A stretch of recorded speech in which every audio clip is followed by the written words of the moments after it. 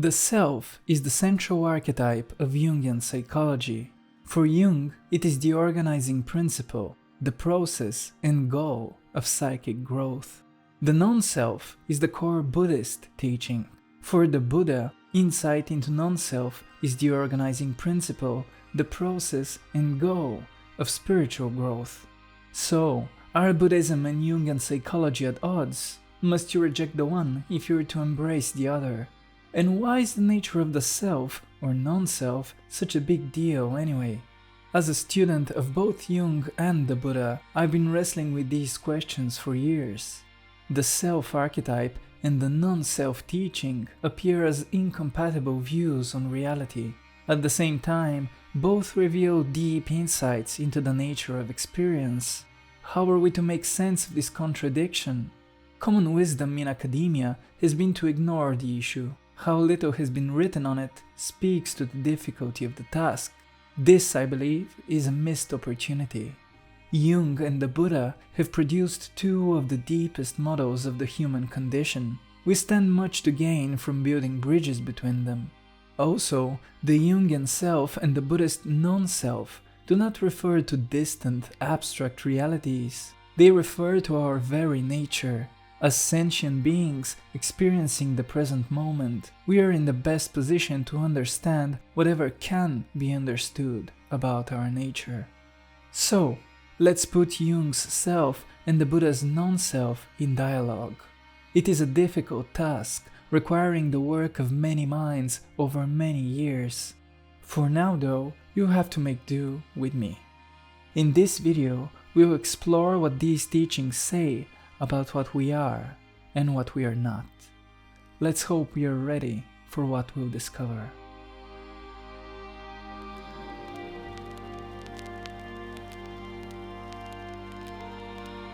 When comparing Jung's self with the Buddha's non-self, what are we comparing really? We must define our terms first. Let's start with Jung. Jung does not make a big deal out of our everyday use of the word self. When you refer to yourself, you're referring to what we all know you're referring to. In Jungian technical terms, you're referring to the ego. Jung writes, "By ego, I understand a complex of ideas which constitutes the center of my field of consciousness and appears to possess a high degree of continuity and identity." The word ego has gotten a lot of bad rep lately, but here it has no negative connotations. Ego is not the enemy. It is simply the bundle of psychic content that makes up what we call I. Thoughts, emotions, sensations, memories, and other experiences tend to knot together. That psychic knot is the ego. The ego is flexible enough to allow for continuity through time. This is why your childhood pictures still feel like pictures of you. The ego cares little that there is not a single cell in common between your body and the body of the kid in the picture. So, the ego's flexibility is coupled with enough rigidity to maintain identity. The ego acts as border police between I and everything that's not I. In disproportionate amounts, this rigidity turns into egocentrism or selfishness, but mostly it is a healthy adaptation. You wouldn't survive long if you couldn't tell yourself apart from your neighbor or from the tree in your backyard. Such boundary dissolution occurs in mental illness and psychedelic intoxication. Also, it appears in mystical experience and deep meditation. Something to think about. We've lingered on the ego just so I can show you this is what most of us mean when we say self. In Jung's work, however, the self is a technical term that means something different. The self relates to the ego like how the ocean relates to a wave. Remember, Jung defines the ego as a complex of ideas, which constitutes the center of my field of consciousness. Complex is another technical term.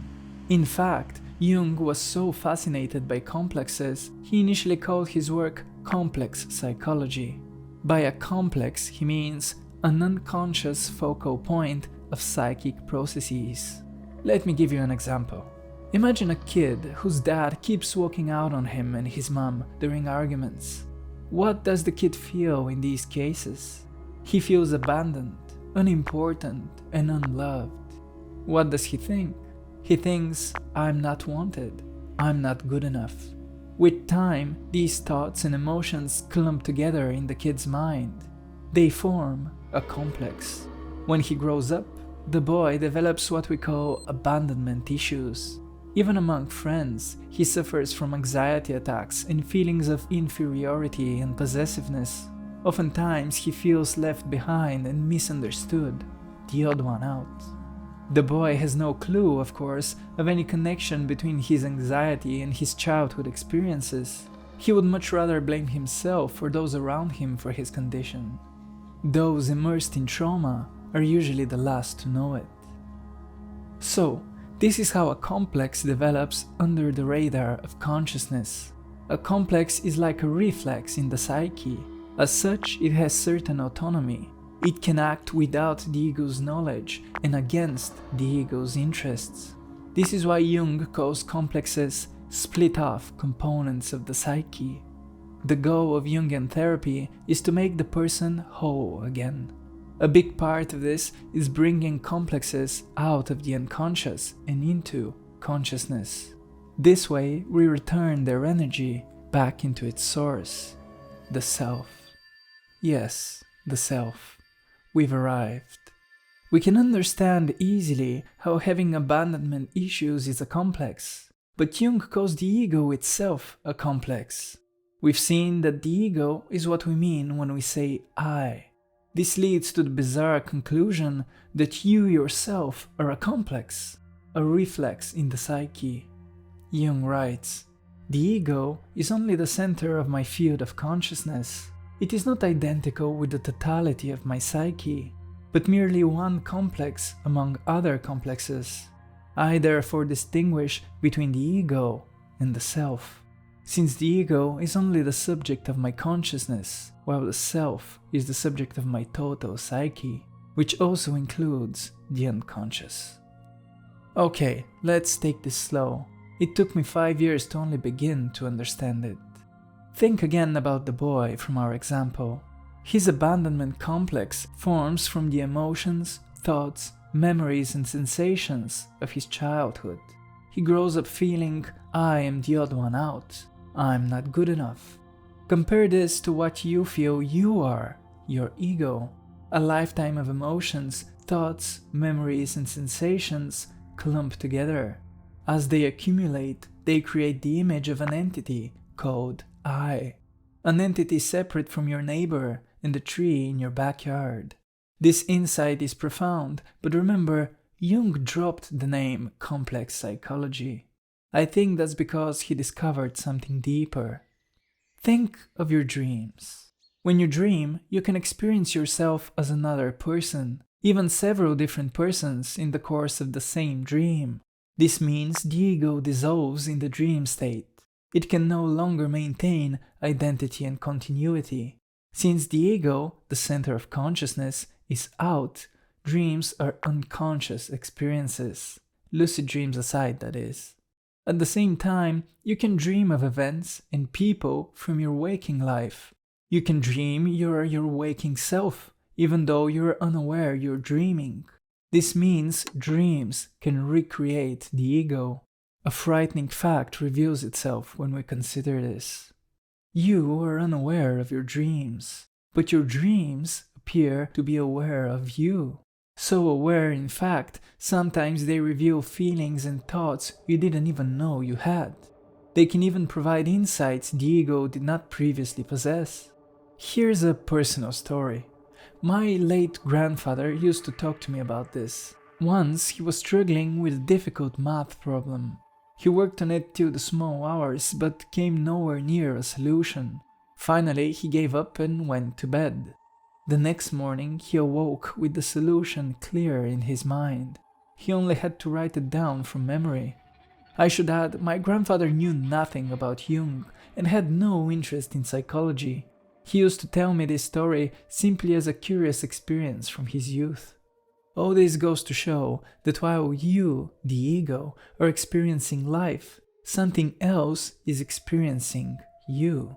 You are not conscious of that something, but it is conscious of you. You do not know what it is, and Jung too ultimately did not know what it is. But to work with it, he gave it a name. He called it the self. We read, as an empirical concept, the self designates the whole range of psychic phenomena in man. It expresses the unity of personality as a whole. Jung qualifies the self as an empirical concept. Like the Buddha, he avoids metaphysical claims. He insists on sticking with what we experience psychologically. And what do we experience? Well, in our dreams, our fits of anger and bursts of inspiration, our intuitions, our intrusive thoughts and fantasies, our irrational urges, our Freudian slips. Through these, we experience hidden forces at work within us, forces we can neither control nor understand. This is the unconscious, but there's more. If we investigate seriously these forces, we find that, while irrational, they're not random. They suggest a hidden mental life which responds to and influences our conscious life. They reveal something unknown within and around us that acts with a purpose. The most meaningful way of describing this something is to call it a greater personality. Why? Because that's how it presents itself. An immeasurably large self, of which our ego is but an imperfect miniature. Jung writes, the ego encounters a supraordinate totality, of which one cannot say that it is I, but which is best visualized as a more comprehensive being. Though one should of course keep oneself conscious all the time of the anthropomorphism of such a conception. For close on 2000 years, history has been familiar with the figure of the cosmic man, the anthropos, whose image has merged with that of Yahweh and also of Christ. Here you might think, this big self sounds suspiciously similar to the Abrahamic God. Is Jung simply smuggling religion into science? Well, it's complicated. Jung sees many central figures of religion, myth, and art as symbols of the self. In fact, he singles out Christ and the Buddha as the two most perfect images of psychic wholeness. He says, one can never distinguish empirically between a symbol of the self and a God image. The two ideas, however much we try to differentiate them, always appear blended together. For example, the Atman appears as the individualized self, and at the same time as the animating principle of the cosmos, and Tao as a condition of mind, and at the same time as the correct behavior of cosmic events. Psychologically speaking, the domain of gods begins where consciousness leaves off, for at that point man is already at the mercy of the natural order, whether he thrive or perish. To the symbols of wholeness that come to him from there, he attaches names which vary according to time and place. But Jung avoids overstepping the boundaries of psychology. He never claims the self is God. He says it would be unscientific to jump to that conclusion. So, if we shouldn't equate the self with deity, what should we define it as? Remember, the ego is a complex, a bundle of psychic energy in our unconscious. The self, however, cannot be a complex. It cannot be located within our unconscious, as it contains our unconscious as well as our consciousness. Moreover, when I say I and you say I, we mean different things. We each have our own personal ego complexes. But when we say God, or Buddha, or Tao, we mean a single thing which transcends us. This is how Jung characterizes the self. As such, the self is not a complex in our personal unconscious. It is an archetype in our collective unconscious, a basic, universal pattern of experience. If your ego is a leaf, and your personal unconscious is the branch on which that leaf grows, the self is the tree out of which all branches grow. The structure of the leaf is a miniature of the structure of the tree. So too, the ego is a miniature of the self. Let me make a crucial point here. Some atheists claim God is simply a projection of human personality onto the cosmos. This quasi-psychological argument is, however, unconvincing. The ego, with all its personal flaws and insecurities, would never result in wholeness, no matter how much we blow it up. This would be like increasing the size of an 8-bit image, expecting it to become 4K. The original lack of detail will only become more obvious. We can do the reverse, however, by starting with a 4K image and downsizing it to 8-bit.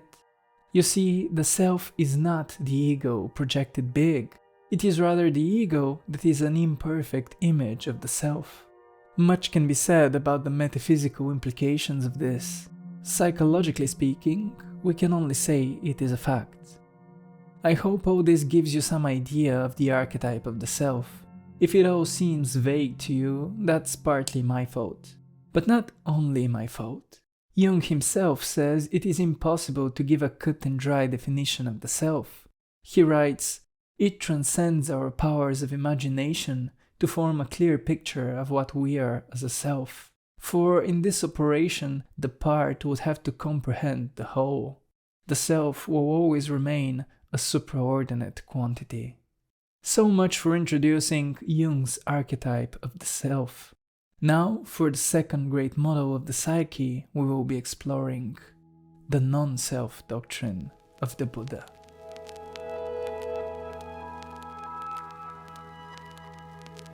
Like Jung, the Buddha too does not mind the everyday use of words such as I, self, or person. When recounting his past lives, he would say, "There I had such a name, belonged to such a clan, had such an appearance." At the same time, the Buddha's landmark teaching is anatta, the doctrine of non-self. Walpula Thero writes, "According to the teaching of the Buddha, the idea of self is an imaginary, false belief, which has no corresponding reality, and it produces harmful thoughts of me and mine, selfish desire, craving, attachment, hatred." Now, how can the Buddha use the words I, self, and person, and yet deny their reality? Some have called his teachings inconsistent because of this. But the Buddha recognizes two kinds of truth: conventional truth and ultimate truth. The words self, person, individual, ego, and so on are perfectly valid conventions. They reduce the infinite complexity of experience to something we can work with. What the Buddha says with anatta, non-self, is that the useful convention self does not refer to any ultimate reality. This may sound abstract at first, perhaps irrelevant too, but remember, the Buddha is not a philosopher. His aim is not to invent theories for scholars and logicians. The Buddha is first and foremost a healer, a doctor of the mind. Today we have a new word for this, and that is a psychotherapist. All Buddhist doctrines should be seen first in this light. The non-self too is only secondarily a philosophical idea. First and foremost, it is a cure for the mind. There are different translations of anatta into English. No self, not self, and non-self are common ones. Each brings out a different nuance. However, for Westerners, the odd-sounding translation no soul is quite useful. Anatta is the Pali word for the Sanskrit anatman, meaning no Atman. If you know a bit about Indian religion, you will know the Atman denotes the inner essence of man. We've seen Jung himself mentions this as a symbol of the self. Well, it is this inner essence the Buddha is denying. Malala Sekera defines what the Buddha is denying thus: the Atman is the abiding, separate, constantly arising and indestructible entity which is generally believed to be found in man. It is the thinker of all his thoughts, the doer of his deeds, and the director of the organism generally. The logical question here is, If I am not thinking my thoughts and making my choices, then who or what is? How would the Buddha answer? Well, he would say your question is a wrong kind of thinking.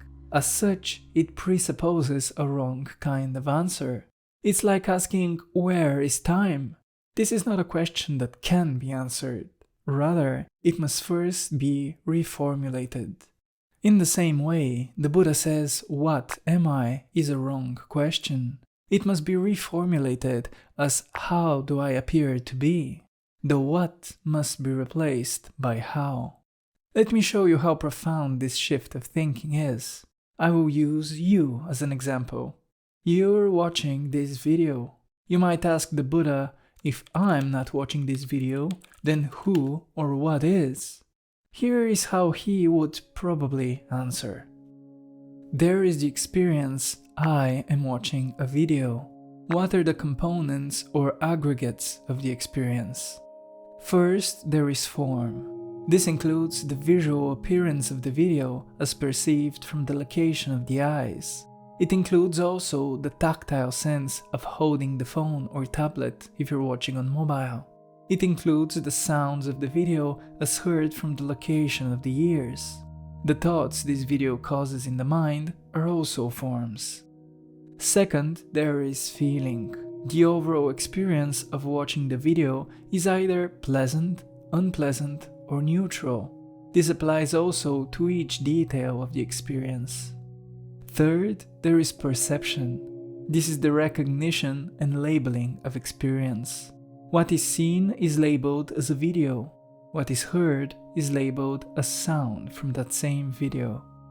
Fourth, there are mental formations, desires and intentions. These include the desire to keep watching the video or stop watching it, the intention to become enlightened or get rich. These mental formations are conditioned by karma. They are consequences of choices made in this life and lives lived before. Finally, there is consciousness. This is the awareness of all other aggregates. It is the bare knowing of experience. These then are the 5 aggregates of the experience I am watching a video. There is nothing about the experience that is not either form, feeling, perception, mental formation, or consciousness. These 5 combine like the 5 notes of a single chord. This chord appears as one single thing. We call this thing I or self, but the aggregates are simply automatic phenomena. They appear, disappear, and reappear according to causes and conditions. Within them, we find no soul, no self, no individual, no person, no ego. Nor do we find any such thing outside them. The dance of the aggregates is difficult to comprehend. So, in shorthand, we say there is a self having an experience, living a life, thinking thoughts, making choices. In their slumber, men grasp at this label as if it refers to some real entity. The awakened ones, however, see the soul, the self, the individual, the person, the I, as what they are: a fiction. This is a summary of the Buddha's position. He sees no problem with using the words self, I, person, and so on, as long as we understand they are a fiction. But pay attention. Fiction is not always a derogative term. It can denote a category of truth. For example, money is a fiction. It is something we value because we all act as if it has value. The whole world revolves around this fiction. We've covered this before. Novels too are fiction, obviously. They speak of things we all know haven't happened, and yet reading Crime and Punishment changed the course of my life. Corporations too are a fiction. You cannot see or touch Google, and yet you probably depend on their services daily. You're probably watching this video on their platform now. All these are, yes, fictions, but they are also useful and meaningful and impact the world. One school of Buddhism insisted on the importance of the person as a fiction. a fiction that unifies our actions and provides meaning, direction, and continuity to experience. This school was known as the Pudgalavada, meaning the personalists. Many attacked them for their view, but I think they brought some much needed nuance to Buddhist psychology. The Pudgalavada view was that there is a self, and it is neither the same nor different from the aggregates. It is easy to be cynical about this. Neither the same nor different sounds like mystical gibberish, but I don't think that's the case here. Think of a concert. A concert has these basic components: the performer, the musical instrument, the music, the audience, and the concert venue. We may call these the 5 aggregates of a concert. We don't imagine the concert as something separate from these 5, and yet we know a concert is so much more. For example, I got serious about this channel after seeing Kendrick Lamar perform live. This effect came not from any of the individual components of the show, but from the experience as a whole. My point is, we understand a concert is not just the sum of its parts. At the same time, we know it is not separate from the sum of its parts. The expression neither the same nor different is the most accurate and succinct way to express this. Now, I hope you like this concert analogy. The cool thing is, it was inspired by a dream I had while working on this video. This returns us to Jungian territory. Like any other experience, dreaming too can be analyzed down to the 5 aggregates. That our sense of self changes and dissolves in dreams supports the Buddha's non-self. It suggests the sense of individuality is not fundamental to experience. However, our dreams sometimes follow an elaborate structure. Any good therapist can point out hidden symbols in our most unassuming dreams. And, as we've seen, dreams react to our conscious experiences. All this suggests that, again, while we are not creating our dreams, something is. This something also appears to be wiser and more creative than we would assume. What would the Buddha say about this? Well, we're finally ready to discuss what we're here for. We have our overview of both the Jungian and the Buddhist model of the self. Now, let's introduce them to each other.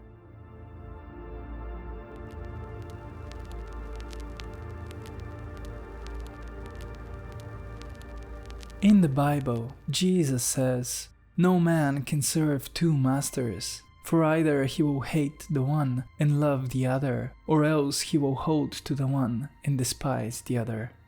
We must remember this warning now. Building bridges between Buddhism and Jungian psychology is delicate work and involves many dangers. One danger is picking a favorite and reducing the other system to the one we prefer. We must be mindful of our biases, or they will take the better of us. Another danger comes for the fact that, as John Keenan says, there are too many Buddhisms and just one Jung. Remember, Jung died in 1961. For comparison, the first time Buddhist scripture was written down was over 4 centuries after the death of the Buddha. And the tradition would branch out both geographically and philosophically in many surprising directions. Imagine where Jungian thought will be in 2000 years. My point is, we must be specific about what we are comparing. This is why the non-self teaching I presented is limited to the earliest teachings attributed to the Buddha. My description of the self archetype also follows only Jung's original writings. So here we're faced with an apparent polarity: self versus non-self. I say apparent because we've already seen some similarities under the hood. First, the Buddha's aggregates and Jung's complexes express the same central insight. That is, that a person is a construct, an interplay of causes and conditions. The aggregate of mental formations may in fact be what Jung calls complexes, but this is a minor point. Far more important is that both the aggregates and complexes tell us you and I are a process, not a thing. Heraclitus has given us a happy analogy here between a person and a river. A river has a certain shape and goes through predictable changes. This is its individuality. This is why we always call the Danube River the Danube. At the same time, there are no two moments where a river is exactly the same. This is its non-self. In this same way, the ego is a flow of causes and conditions. It is neither the same nor different from these causes and conditions. Jung and the Buddha agree this flow of experience we call I is but a tiny current in a whole ocean of psychic activity. The Buddha's term for this ocean is dependent origination. I know, what's that, you ask? We will have a separate video on dependent origination. For now, know this is a Buddhist term for the whole cycle of causes and conditions that generate existence. For Jung, the totality of psychic activity is impossible to define or even talk about. What we can talk about is how it appears to us. Its appearance Jung calls the self. Here we may find a major disagreement between Jung's self and the idea of totality in early Buddhism. Buddhist totality is impersonal, almost mathematical in nature. You produce dark karma, you get painful consequences. You produce bright karma, you get joyful consequences. The 5 aggregates come together at birth, fall apart at death, and recombine at rebirth, all according to karma. This cycle goes on and on, like a computer algorithm. Jungian totality appears to be different. It speaks to us in dreams and fantasies, fills us with irrational urges, and puts us in our place when we act unauthentically. Like the biblical God, Jung's self appears to take personal interest in the life of the ego. But let's look deeper. Jung sees the unconscious as compensatory. If our conscious behavior tilts too much in one direction, the unconscious pushes it in the other. It compensates. We've already covered this. It is why, for example, sexual perversion is so common among celibate clergy. When the ego does violence to the impulses, the unconscious rises up to strengthen them. Now think about the Buddha's law of karma. That law states any violent action comes back in an equally violent reaction. In the same way, all the good you do, you will receive in the future. Notice the hidden assumption here. Both the unconscious and the law of karma balance our conscious actions. Well, any act of balancing needs a pivot point, a center. Both Jung and the Buddha suggest the existence of a middle way against which our thoughts, words, and actions are measured. It is the deviation from that middle way that produces either positive or negative consequences. Jung and the Buddha speak of a cosmic law of wholeness which generates experience and keeps it in orbit around a center. I believe it is what the Buddha calls nirvana. Jung, in turn, calls the image of this center the self, and the path leading to it individuation. We will explore this in the future. But let's now leave the transpersonal domain and return to the person, the I. Jung and the Buddha slice up the person in different cross-sections. The Buddha sees subjective experience as the intermingling of 5 aggregates. Jung speaks of consciousness, the personal unconscious, and the collective unconscious. That we find different frameworks here does not necessarily point to disagreement. Reality is too complex to surrender all its secrets to a single perspective. Let's explore how the Jungian and the Buddhist model can complement each other. Say you're watching a movie and you become obsessed with the main character. Your attachment grows so strong you begin to feel they're a living, breathing person you love. But say something truly terrible happens to that character. Some great loss or betrayal. A tragedy. What insight would then liberate you from suffering? Well, you must realize this character is a fiction. They've been created by a team of scriptwriters and performed by an actor. The whole experience is designed by a director and produced by a large team of professionals. It is then projected for your entertainment on a screen. It's all make-believe. This is what the Buddha teaches, that the self is a performance we get convinced by far too easily. Of course, his insight transcends our example. In the example, you understand that the fictional character is not a real person in the way you are a real person. The Buddha tells us you yourself are only as real as a fictional character. There is only the karmic ocean of causes and conditions. The self is but a motion picture, written, performed, designed, produced and projected by that ocean, on that ocean, for that ocean. Myself, yourself, the Buddha's self. We're all different motion pictures in the Hollywood that is the conditioned world. To step out of the motion picture into reality, into nirvana, means to wake up to the fact it's all make-believe. When you reach that point, life's tragedies affect you as little as the plot twists of soap opera. This is liberation from suffering. But Jung, I think, has something to contribute here.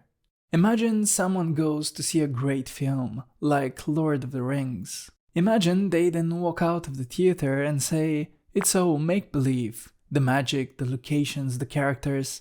How can you take this seriously? The person would be quite correct in pointing out the movie is, well, a movie. Their judgment would be sober, and yet we cannot help but pity such sobriety. Gandalf's wisdom, Sam's loyalty, Arwen's love, the archetypal struggle between light and darkness, all this would be lost on our sober friend. To see the artifice in art is good, unless it robs you of the meaning contained therein. I think it is the same with life.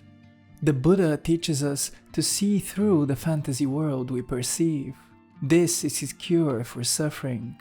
Jung teaches us to spot patterns in that fantasy world. It is his method for finding meaning in our suffering. Jung delves into the content of experience, the Buddha into its context.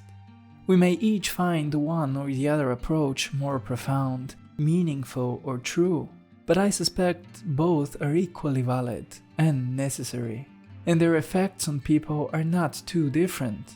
The non-self teaching shifts our center of experience from the small self to the conditioned world as a whole. The boundaries separating I from everything that's not I gradually dissolve until they no longer make sense. At this point, saying there is a self or no self is equally misleading. One's concerns and identity are caged no longer by the skin-encapsulated ego. Look up Thich Nhat to see this in action. This is what the Buddha's non-self does to a person. Let's now compare it to the effects of Jungian individuation. Remember, Jung calls the ego a complex. He also says complexes should be made conscious so that we may reclaim the energy trapped inside. Indeed, it is our very identity trapped inside them, especially in the ego. So, what would reclaiming that energy and identity look like? Jung writes, as we become conscious of ourselves through self-knowledge and act accordingly, there arises a consciousness which is no longer imprisoned in the petty, oversensitive personal world of the ego, but participates freely in the wider world of objective interests. The complications arising at this stage are no longer egotistic wish conflicts, but difficulties that concern others as much as oneself. We can now see that the unconscious produces contents which are valid not only for the person concerned, but for others as well. In fact, for a great many people, and possibly for all. The Buddha helps us see our subjective self as an objective process in a sea of causality. Jung helps us see it as a process in a sea of psychic currents. Early Buddhism calls that sea dependent origination. Later Buddhism calls it emptiness. Jung calls it the self. Of course, differences and nuances matter. But a man dying of thirst should care little whether he receives water or H2O. We too should care little, and both Jung and the Buddha remind us that we are, in fact, dying of thirst.